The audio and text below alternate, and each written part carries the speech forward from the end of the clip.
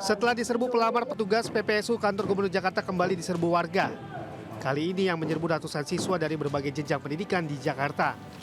Meski harus antri panjang dan berdesak-desakan, para siswa tetap bersemangat untuk mendapatkan ijazah yang sempat tertahan pihak sekolah. Sebanyak 488 siswa akhirnya mendapatkan ijazah mereka yang ditebus Pemprov Jakarta senilai 1,69 miliar rupiah sebagai kado Hari Pendidikan Nasional. Dari ratusan ijazah yang tertahan, pihak sekolah ada yang disebabkan faktor ekonomi keluarga sehingga tak mampu selesaikan tunggakan seperti uang SPP dan lainnya. Pertama berjumlah 117 siswa.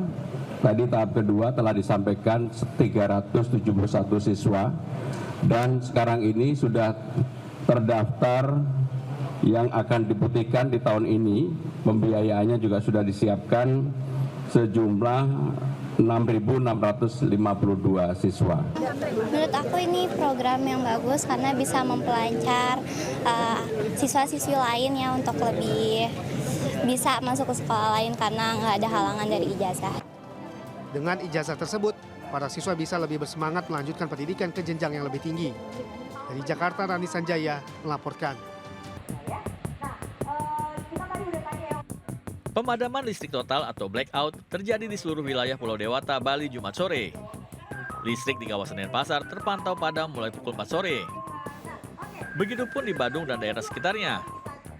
Salah satu yang terdampak adalah penyedia jasa pariwisata, hotel dan restoran di kawasan Badung. Blackout semua sistem kita juga mati. Kebetulan kalau kita ada backup bisa operasional aja sih. Kalau sebenarnya terganggu banget sih sebenarnya kita kalau mati seketika semua. Soalnya semua sistem kita kan pakai elektrik.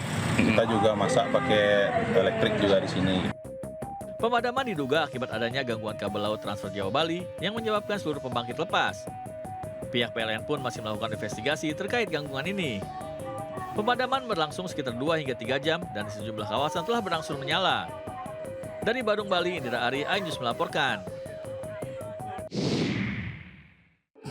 Hah?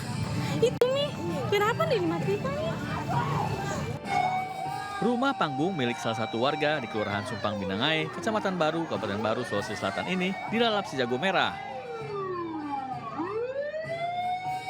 Mirisnya, rumah ini dibakar oleh seorang pria yang merupakan menantu dari pemilik rumah.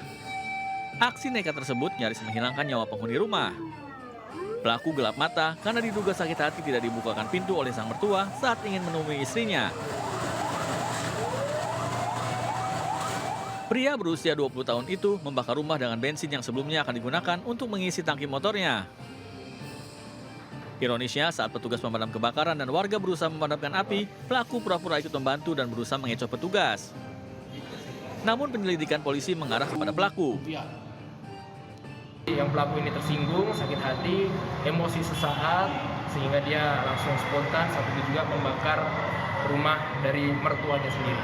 Berarti tersangka ini ditangkap di TKP ini, Pak? Ya, jadi jatuhnya ini tertangkap tangan karena sesaat setelah kejadian. Saat setelah kejadian langsung kami tangkap. Beruntung tidak ada korban jiwa dalam insiden ini, namun kerugian ditaksir mencapai 120 juta rupiah. Polisi kini masih memeriksa pelaku untuk memperkuat motif pelaku membakar rumah. Dari Kabupaten Baru, Sulawesi Selatan, Udin Sahrudin, iNews melaporkan.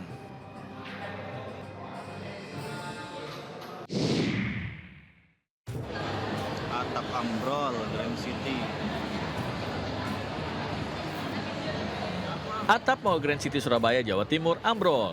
Beberapa material atap nampak jatuh di antara resto makanan di lantai 4 mall dan jatuh di lantai dasar. Jebol, atap Grand City jebol.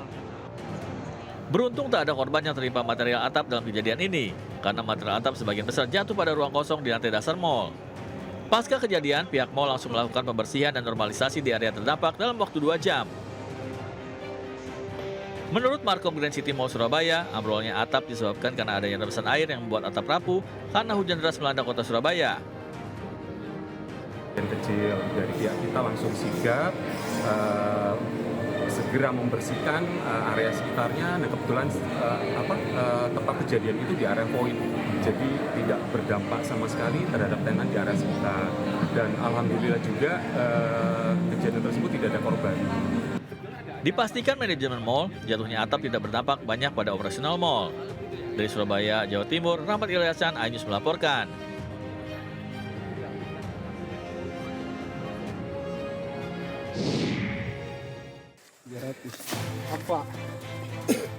Tim gabungan personel Polres Tanah Toraja menggerebek arena Sabung Ayam di Kecamatan Saluputi, Kabupaten Tanah Toraja, Sulawesi Selatan. Saat petugas tiba di lokasi, para penjudi Sabung Ayam sempat berhamburan kabur menghindari penyergapan polisi. Tak mau buruannya lepas, petugas mengejar dan berhasil menangkap 4 penjudi. Selain 4 penjudi, dalam penggerbekan itu petugas mengamankan barang bukti berupa uang tunai, ayam aduan, dan taji yang diduga kuat digunakan sebagai alat perjudian. Guna mempertanggungjawabkan perbuatannya, para pelaku bersama barang bukti langsung diamankan ke Mapolres Tanah Toraja untuk kepentingan penyelidikan. Penangkapan terhadap 4 orang, tapi dari hasil penyelidikan jadi tindak pidana perjudian sabung ayam. Barang buktinya ayam yang diadu, kemudian uang tunai 800.000. Atas perbuatannya, para pelaku dijerat pasal perjudian dengan ancaman 10 tahun penjara. Dari Tanah Toraja, Sulawesi Selatan, Jufri Tonapa, iNews melaporkan.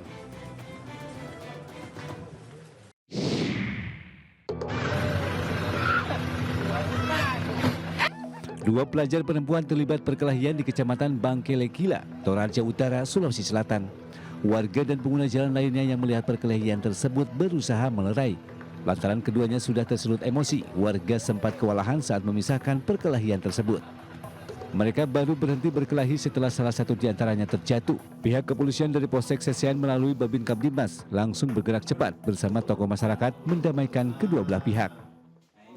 Kedua belah pihak bersepakat untuk menyelesaikan peristiwa tersebut secara kekeluargaan. Diketahui pemicu perkelahian hanya masalah sepele, yaitu rebutan cowok. Namun saat berpapasan di jalan keduanya kemudian melampiaskan emosi. Bareskrim Polri menyita uang sebesar 75 miliar rupiah terkait kasus judi online. Di antaranya 61,1 miliar rupiah didapat dari 164 rekening. Bareskrim mendapatkan laporan hasil analisis atau LHA dari PPATK di mana terdapat 5.885 rekening terkait tindak pidana judi. Sementara 164 rekening itu sudah diblokir oleh PPATK. Selanjutnya, Bareskrim Polri juga telah berhasil mengungkap kasus judi online di salah satu website yang dilakukan oleh 4 tersangka. Dari judi online hewan ini, Bareskrim membukukan dana transaksi judi online ini mencapai 14,6 miliar rupiah. Perjudian online ini tidak bisa kita anggap semata-mata sebagai sebuah aktivitas perjudian yang merupakan satu perbuatan melanggar hukum, perbuatan pidana. Namun juga harus kita pandang sebagai sesuatu yang akan mampu menggerogoti stabilitas sosial, memicu kriminalitas, dan menjerumuskan khususnya masyarakat kelas menengah ke bawah. Atas perbuatannya, tersangka dijerat pasal berlapis dan diancam maksimal 20 tahun penjara dan denda 10 miliar rupiah. Dari Jakarta, Hadis Diarifa, Sadu Santo, iNews melaporkan.